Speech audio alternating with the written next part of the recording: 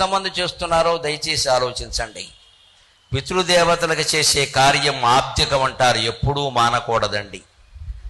మీరు సత్యనారాయణ వ్రతం చేస్తానని మానేసినా సత్యనారాయణ స్వామి క్షమిస్తాడేమో కానీ ఆబ్దికం పెట్టకపోతే పితృదేవతలు శపిస్తారండి. అన్ని కులాల వాళ్ళకి పెట్టే ప్రక్రియ ఉంది. అందరూ పెట్టాలి. అందరూ బ్రాహ్మణుల్లాగే పెట్టక్కల. వాళ్ళ తాపత్రయం వాళ్ళది. వాళ్ళు ఏదో పడతారు, వాళ్ళ మంత్రాలు తంత్రాలు వాళ్ళకు ఉంటాయి, వాళ్ళని వదిలేయండి. మా ఇళ్లలో తద్దినం పెట్టాము అంటే ఆడాళ్ళు అన్నం తినరమ్మా 4 గంటలకు తింటారు అన్నం. 4 గంటలకి చూసాం, మా అమ్మని చూసాం, మా అత్తగారిని చూసాం. అలా కానీ తద్దినం పెట్టే విషయంలో అశ్రద్ధ జరిగినా మర్చిపోయినా ఏదైనా వచ్చినా నెల్లాళ్ల ముందే మా అమ్మగారే మా నాన్నగారు గుర్తు చేసేవారు, మా అవగారు తద్దినం వస్తుంది, మా అవగారు తద్దినం వస్తుంది.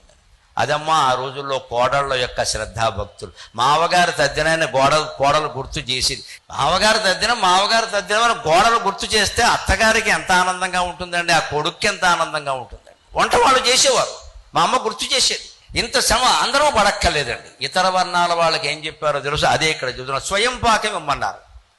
మీ ఊళ్ళోనే ఒక సద్బ్రాహ్మణుడిని పిలిచి మీ నాన్నగారు కానీ అమ్మగారు కానీ పోయిన తిథినాడు కాళ్ళు గడిగి భక్తిగా నమస్కారం చేసి అతని భోజనానికి సరిపడ సరుకులు ఇచ్చి కనీసం 500 రూపాయలు దక్షిణ ఇవ్వాలండి. రూపాయి చేతుల్లో పెట్టకూడదండి, దరిద్రం అంటారు. 500 లేకుండా ఇవాళ ఏమొస్తుంది? అక్కడ బ్రాహ్మణ